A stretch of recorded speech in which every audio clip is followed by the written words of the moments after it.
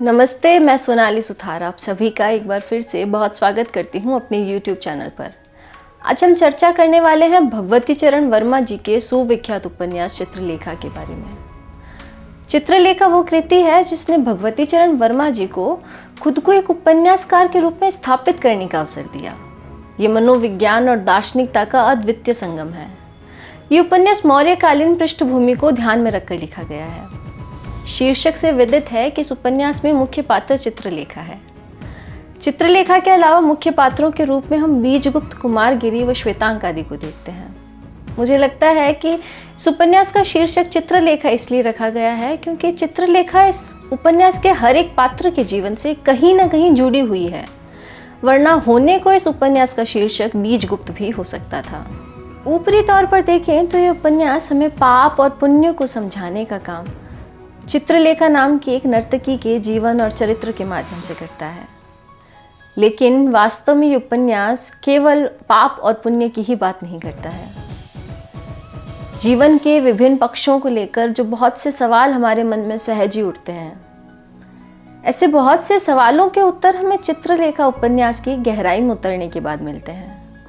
हम इसमें पढ़ते हैं कि प्रेम और त्याग की पराकाष्ठा क्या हो सकती है और स्वार्थ कैसे इंसान को कायर और क्रूर बना देता है। ये उपन्यास हमें सोचने और विचार करने के लिए बहुत सारा सामान देता है। ये हम में से हर एक के जीवन की बात करता है। ये हमारी चेतना, चयन प्रक्रिया और दृष्टि का विश्लेषणात्मक अध्ययन करने वाला उपन्यास है। इसके पात्रों को पढ़कर हमें समझ आता है कि मनुष्य के निर्णयों का निर्माण किस तरह से होता है और वो निर्णय मनुष्य के जीवन को किस तरह से प्रभावित करते हैं। कैसे कोई निर्णय जो किसी एक की दृष्टि में ठीक है, वही निर्णय किसी और की दृष्टि में गलत कैसे हो सकता है। इस उपन्यास की कथा वस्तु हमें बताती है कि पाप, पुण्य, अच्छा बुरा आदि कैसे परिस्थितिजन्य होते हैं। इस उपन्यास को पढ़ने के बाद हमारा विचार इस बारे में और पुष्ट हो जाता है कि नजरिए का निर्माण परिस्थितियों के अनुसार होता है और वही परिस्थितियां पाप और पुण्य के विषय को निर्देशित करने वाला कारक बनती हैं। पाप और पुण्य पर टिप्पणी करते हुए गुरु रत्नांबर इस उपन्यास में कहते हैं कि संसार में पाप कुछ भी नहीं है, वह केवल मनुष्य के दृष्टिकोण की विषमता का दूसरा नाम है। प्रत्येक व्यक्ति एक विशेष प्रकार की मन प्रवृत्ति लेकर उत्पन्न होता है। प्रत्येक व्यक्ति इस संसार के रंगमंच पर एक अभिनय करने आता है। अपनी मन प्रवृत्ति से प्रेरित होकर अपने पाठ को वह दोहराता है। यही मनुष्य का जीवन है। जो कुछ मनुष्य करता है वह उसके स्वभाव के अनुकूल होता है और स्वभाव प्राकृतिक है। मनुष्य अपना स्वामी नहीं है, वह परिस्थितियों का दास है, विवश है, करता नहीं है, वह केवल साधन है। फिर पुण्य और पाप कैसा? मनुष्य में ममत्व प्रधान है। प्रत्येक मनुष्य सुख चाहता है। केवल व्यक्तियों के सुख के केंद्र भिन्न भिन्न होते हैं। कुछ सुख को धन में देखते हैं, कुछ सुख को मदिरा में देखते हैं, कुछ सुख को व्याभिचार में देखते हैं, कुछ त्याग में देखते हैं। पर सुख प्रत्येक व्यक्ति चाहता है। कोई भी व्यक्ति संसार में अपनी इच्छा अनुसार वह काम न करेगा जिसमें दुख मिले। यही मनुष्य की मन प्रवृत्ति है और उसके दृष्टिकोण की विषमता है। संसार में इसीलिए पाप की परिभाषा नहीं हो सकी और न ही हो सकती है। हम न पाप करते हैं और न पुण्य करते हैं। हम केवल वह करते हैं जो हमें करना पड़ता है। इस उपन्यास की शुरुआत गुरु रत्नांबर और उनके शिष्यों विशाल देव और श्वेतांक के बीच एक सवाल को लेकर हो रही चर्चा के साथ होती है। सवाल है कि पाप क्या है। गुरु इस सवाल का जवाब ढूंढने के लिए अपने दोनों शिष्यों को 1 साल के लिए आश्रम के बाहर भेज देते हैं। विशाल देव को भेजते हैं एक ऋषि कुमारगिरी के आश्रम में और श्वेतांक को भेजते हैं चंद्रगुप्त मौर्य के एक सामंत बीजगुप्त के पास। जब गुरु अपने शिष्यों को भेज रहे होते हैं तो उनसे एक बात कहते हैं कि एक बात याद रखना, जो बात अध्ययन से नहीं जानी जा सकती है उसको अनुभव से जानने का प्रयत्न करने के लिए ही मैं तुम दोनों को संसार में भेज रहा हूँ।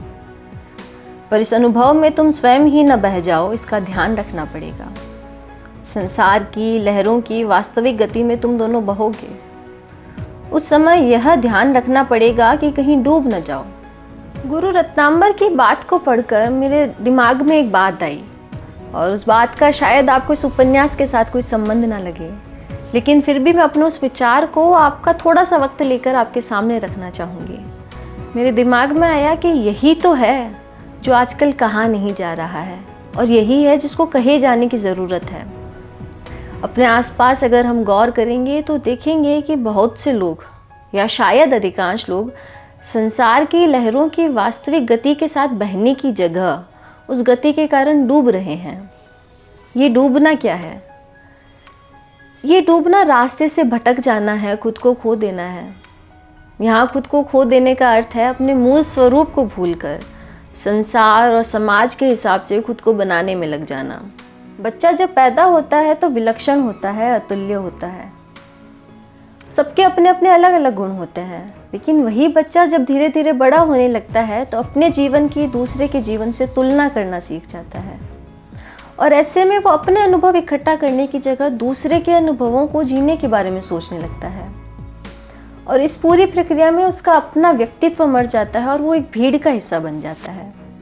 मेरी मम्मी ने एक बार मुझसे बचपन में कहा था कि जो सब कर रहे हैं, जो सब सोच रहे हैं, वही तुम करोगी तो सबके जैसी बन जाओगी।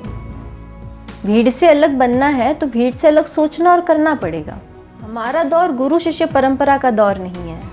एक सवाल का जवाब ढूंढने के लिए कोई गुरु अपने शिष्य को आश्रम से बाहर नहीं भेजते हैं। लेकिन बात वही है कि अनुभव इकट्ठा करने के लिए तो किसी जगह को छोड़ना ही पड़ता है। तो बच्चा जब घर को छोड़कर निकल रहा है अपने अनुभव इकट्ठा करने के लिए, तो उनको ऐसी बातें बताई जानी चाहिए कि उनकी यात्रा उनकी अपनी है, ताकि वो किसी और की तरह ना बनना चाहे, किसी और की तरह ना जीना चाहे, ताकि उनको याद रहे कि इस यात्रा में खो गए तो डूब जाएंगे, और इस डूबने के परिणाम हम हमारे सामने देख रहे हैं।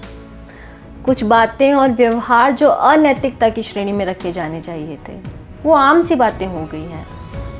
उल्टा जो उस अनैतिकता को अपने जीवन में अपनाना नहीं चाहता है, उनसे कहा जाता है कि उनको जीना नहीं आता है। वैसे तो ये उपन्यास हमें बताता है कि नैतिक, अनैतिक, पाप पुण्य, अच्छा बुरा सब कुछ परिस्थितियों से तय होते हैं, लेकिन यही उपन्यास हमें ये भी बताता है कि उन परिस्थितियों का निर्माण और चयन भी कहीं ना कहीं हम ही करते हैं।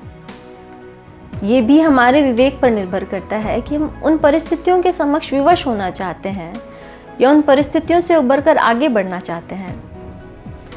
चित्रलेखा उपन्यास की गणना यदि हिंदी साहित्य के विरले उपन्यासों में होती है तो इसका एक बहुत बड़ा कारण ये है कि ये उपन्यास हमें सोचने के लिए एक बहुत मजबूत विषय देता है, लेकिन इसके बावजूद ये हमें किसी पक्ष या विपक्ष में नहीं बांधता है। इस उपन्यास की अंतिम पंक्ति में गुरु रत्नांबर कहते हैं कि ये मेरा मत है, तुम इसे सहमत हो या न हो, मैं तुम्हें बाध्य नहीं करता और ना कर सकता हूँ। चित्रलेखा एक ऐसा उपन्यास है जिसे हिंदी साहित्य में रुचि रखने वालों को तो पढ़ना ही चाहिए, लेकिन साथ ही साथ उनको भी पढ़ना चाहिए जो जीवन की आपाधापी को समझना चाहते हैं। आप जब ये उपन्यास पढ़ने बैठेंगे तो आपका मन करेगा कि पूरा पढ़कर ही उस जगह से उठना है, लेकिन मैं कहूँगी कि इसको बहुत धीरे धीरे और आराम से पढ़ना। हर एक अध्याय में कुछ न कुछ ऐसा मिलेगा जो विचारणीय होगा। उम्मीद है कि आपको भी ये रचना बहुत पसंद आएगी। मिलते हैं अगली बार एक और नई किताब के साथ। धन्यवाद।